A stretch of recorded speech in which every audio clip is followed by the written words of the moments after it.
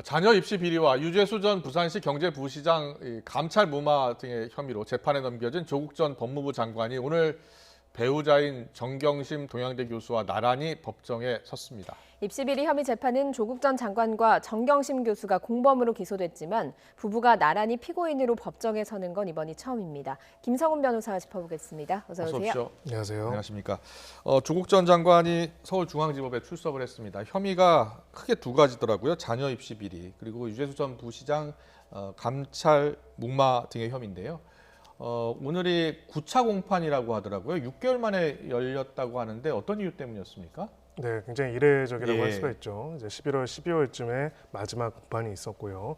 그로부터 이제 상당 기간이 지났습니다. 이제 몇 가지 이유가 있었는데요. 네. 초기에는 이제 코로나가 재확산이 되고 아. 그러면서 공판 기일 일정을 좀 더 늦춰가지고 잡았던 게 있고요. 예. 그 상황에서 이제 법원 인사와 그리고 또 담당 이제 재판장이었던 김미리 부장판사의 휴직 등으로 인해 가지고 재판부 전원이 교체되기도 했습니다. 예. 예. 네, 이런저런 사료들이 결합이 돼가지고 6개월이라는 이제 긴 시간 동안 공판이 이루어지지 않았던 그런 상황이 발생했습니다. 예. 그랬군요. 오늘 조국 전 장관 부부가 피고인으로 나란히 법정에 섰는데요. 왜 나란히 서게 된 겁니까? 네, 기본적으로 공범으로서 기소돼서 그렇다 이렇게 예. 볼 수 있습니다.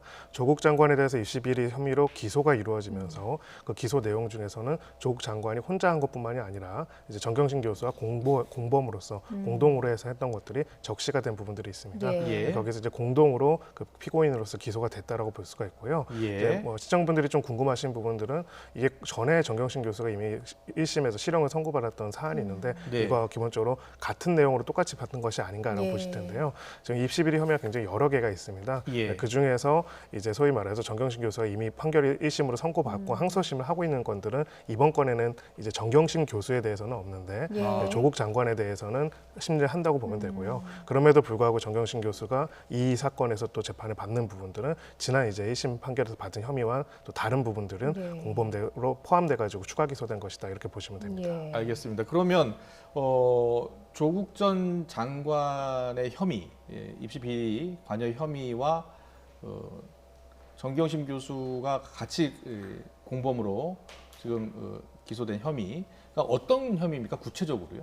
가장 대표적으로 이제 표창장 관련된 의혹들이 있고요. 예. 근데 인턴 확인서 그리고 이제 서울대 공익법센터에 네. 관련된 인턴들 이런 것들 관련된 확인서들을 어떻게 했는지에 대한 부분들이 있죠. 예. 이런 부분들은 이제 대표적으로 내용이 겹치는 부분이라고 할 수가 있고요. 그렇네요. 또 한 예. 가지가 이제 부산대 관련된 장학금 관련해서도 예. 이 부분이 조금 이제 혐의 내용이 약간 다르기는 한데 이 장학금을 뇌물 형식으로 지급했다 해서 기소가 된 부분들도 있습니다. 예. 이 부분은 이제 기존의 정경심 교수 재판과는 좀 다른 부분이라고 볼 수 있고요. 그래서 지금 기초적 사실관계가 동일한 내용인데 정경심 교수에 대해서 이미 유죄가 난 1심에서 유죄가 난 판결 같은 경우에는 이번 재판부에서도 관련된 그 판결의 내용들을 심도 있게 살펴볼 가능성이 높습니다. 예. 그러면 정경심 교수가 1심에서 징역 4년 실형을 선고받았는데 이게 이번 재판에 영향을 미치게 됩니까? 네, 실질적인, 그러니까 소위 말해서 법률적 기속력은 없습니다. 예. A 재판부와 B 재판부가 유사한 사안에 대해서 쟁점이 같아도 판단은 다를 수가 있습니다. 그렇군요. 예, 그래서 예. 기본적으로 기속하지는 않지만은 기존에 이제 앞서 재판이 굉장히 수십 차례 제가 기억하기로는 한 30차 공판까지도 진행이 됐기 때문에 여러 가지 심리의 결과들을 토대로 해서 재판부가 판결을 내린 부분에 있어가지고는 법률적이지는 않지만 실질적으로 영향력을 미칠 가능성은 상당히 있습니다. 그러면 정경심 재판부와 지금 조국 재판부가 다른 결론을 낼 수도 있습니까? 다른 결론을 내릴 가능성도 배제할 수는 없습니다. 예. 기본적으로는 재판부는 각자 재판부가 독립해가지고 판단을 하기 때문에 예. 상급심 법원도 아니고 이제 다른 1심 재판부가 판단한 것과 꼭 동일한 판단을 할 필요는 없고요. 예. 다만 이제 이렇게 굉장히 쟁점이 많고 복잡한 사건을 앞에 다른 재판에서 상당 시간 동안 공을 예. 들여가지고 심리를 해가지고 결론을 내렸다면은 보통은 이제 거기에 조금 영향을 받고 그것을 상당히 참조를 해가지고 판단을 하는 경우는 많이 있습니다. 예. 그렇군요. 예. 그리고 조국 전 장관의 경우에는 오늘 유재수 감찰 무마 사건, 이 사건 먼저 심리가 진행이 됐다고 하더라고요. 사실 너무 쟁점이 많았고 자녀 입시 비리에 대해서 또 유재수 감찰 무마 사건도 있다 보니까 이 쟁점이 또 어떤 건지도 궁금하거든요. 좀 정리를 해주시죠.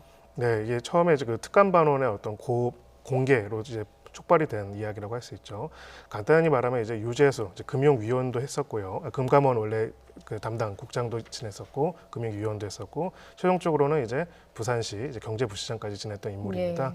이 인물이 이제 여러 가지로 비위 행위를 했고 또 예. 뭐 향응을 제공받거나 이런 부분들이 확인이 됐다는 내용을 특감반의 보고서가 작성돼서 보고가 되었는데 네네. 여기에 따라서 수사를 의뢰를 하거나 적절하게 해야 하는데 특감반의 감찰을 중단하고 무마시키고 또 이것을 감찰 중단뿐만이 아니라 제대로 된 이제 처리가 이루어지지 못하도록 함으로써 이제 소위 말해서 직권의 남용에서 권리 행사를 방해했다라는 것들이 혐의고요. 검찰에서는 지금 예비적으로 이거에 더해가지고 직무유기 혐의도 있어야 봐야 한다 예. 이렇게 예. 이야기를 하고 있는 상황입니다.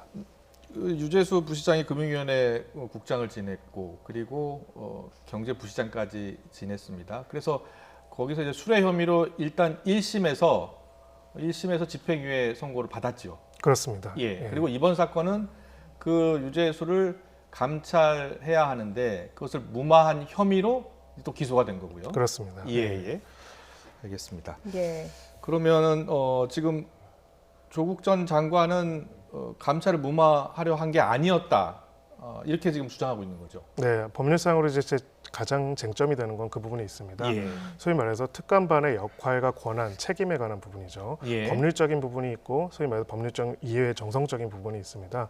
지금 이제 변호인 측에서 조 장관 변호인 측에서는 특감반은 기본적으로 비위 사실을 확인해서 하는 것에 불과하지 수사를 하는 곳은 아니기 때문에 네. 더 조사를 해서 수사를 해서 그것을 밝히고 기소라든지 고발까지 해야 할 법률상 권한과 의무가 없다. 예. 그렇기 때문에 그 내용을 확인하고 적절하게 그쪽의 기관에 통보를 했으면 되지 더 이제 특감을 진행을 안 하고 형사고발을 안 했다고 해서 특별하게 권리 행사를 방해한 게 아니다라는 게 지금 조국 예. 장관 변호인 쪽의 의견이고요.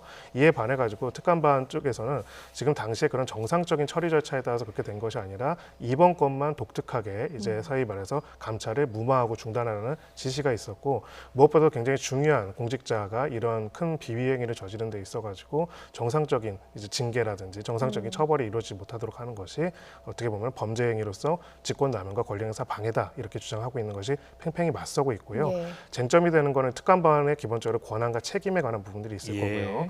또 이것을 이 쟁점에 대한 판단도 결국 약간의 정성적인 부분이 있습니다. 공직자로서 당시 어떤 행동을 하고 어떤 판단을 하는 것이 맞고 만약에 이렇게 판단한 것이 부적절함을 넘어서 이것을 위법하다고 볼 수도 있는 것인지 여기에 대한 것들이 결국은 핵심적인 쟁점이 될 것으로 보입니다. 예, 알겠습니다. 그리고 제2의 N번방이라고 불리는 김영준 사건 한번 짚어보도록 하겠습니다. 이 사건이 남성 1,300명의 나체 영상을 녹화해서 유포한 혐의로 구속이 됐고 오늘 얼굴이 공개가 됐거든요. 구체적으로 좀 어떤 내용입니까? 네, 물론 1,300명이라는 엄청나게 예. 많은 이제 남성들의 소위 말해서 성적인 행위들을 녹화한 내용들을 가지고 유통하고 이제 그런 식으로 하고 일부는 그 내용으로 유인하고 협박해가지고 유사성 행위들 이제 성적인 폭력 행위까지 저지른 예. 것까지 들킨 그런 사안입니다. 이 사안 같은 경우에는 이제 피해자가 남성이고요, 대부분이 남성이라는 점에서 좀 특별했던 부분이 있고요. 또 한 가지는 이제 그 관련된 내용들을 보통은 이런 식으로 여성인체 이제 흉내를 내 가지고 이런 몸캠이라고 합니다. 이런 예. 부분들 녹화를 한 다음에 보통 그 남성을 협박해가지고 돈을 갈취하고 이러는 것들은 예. 범죄들이 왕왕 있어왔습니다. 근데 지금 이제 아직까지 수사를 더 해봐야겠지만 현재 수사 내용에 따르면은 협박을 하고 이런 것들은 금전적인 협박은 없었다고 하고요. 오히려 이거를 편집해가지고 판매하고 교환하고 유통하는 그런 형태의 범죄 형태를 저질렀다고 합니다. 그래서 그런 의미에 있어서 이제 N번방과 유사한 이제 범죄고 피해자가 굉장히 많기 때문에 이 부분에 있어서는 신상 공개까지 신속하게 이루어진 그런 예. 사안이라고 볼 수 있습니다. 네, 뭐 김영준은 혼자 범행을 했다고 하는데 지금 피해자가 1,300명이잖아요. 더 나왔을 가능성도 있고요. 더 나올 가능성도 있다고 예. 생각하고요. 무엇보다도 이 공범의 개념을 어디까지 보는지에 따라 다를 것 같습니다. 지금 단순하게 이 사람한테 이런 것들을 구매하거나 유통했던 사람들뿐만 이 개별적으로 어떤 접촉이 예. 있을 수도 있지만은 조직적으로 이루어질 가능성도 배제할 수 없기 때문에요. 그런 부분들까지 정확하게 봐야 하고요. 이것 또한 정확하게는 불법적인 촬영물, 불법적인 성착취물이라고 할 수 있고요. 이 성착취물을 유통한다면은 예. 그 유통에 있어가지고는 거기에 개입되어 있는 세력까지도 같이 수사가 이루어질 필요가 있습니다. 예, 지금 피해자 중에서 아동 청소년도 포함이 돼 있어서요. 이 영상들이 유포가 됐다고 하니 좀 영구 삭제를 좀 해야 될 것 같거든요. 이런 것들이 디지털 성범죄에서 가능한 겁니까? 네, 지금 하기 위해서 여러 가지 방법들을 하고 있는데 현재로서는 기술적으로 실질적으로 완벽하게는 좀 어려운 부분들이 있습니다. 예. 왜냐하면은 결국은 어디까지 유포되고 유통이 되는지까지는 확인이 안 된 상태이기 때문에 최대한 이 부분에 있어서 지원하고 할 수 있도록 하고 있고요.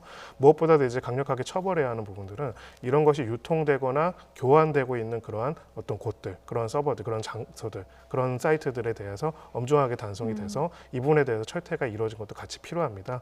지금 이것을 촬영하고 유통한 것뿐만 아니라 게시하고 교환하는 이 모든 것까지도 거의 동일하게 강력하게 처벌되고 있기 예. 때문에 이 부분에 대한 수사와 감시 또한 필요한 상황입니다. 네, 무엇보다도 청소년들, 어린 청소년들이 피해를 입어서 정말 안타깝습니다. 재발 방지 대책도 세워야 될 것 같습니다. 김성훈 변호사와 얘기 나눠봤습니다. 잘 들었습니다. 고맙습니다. 감사합니다.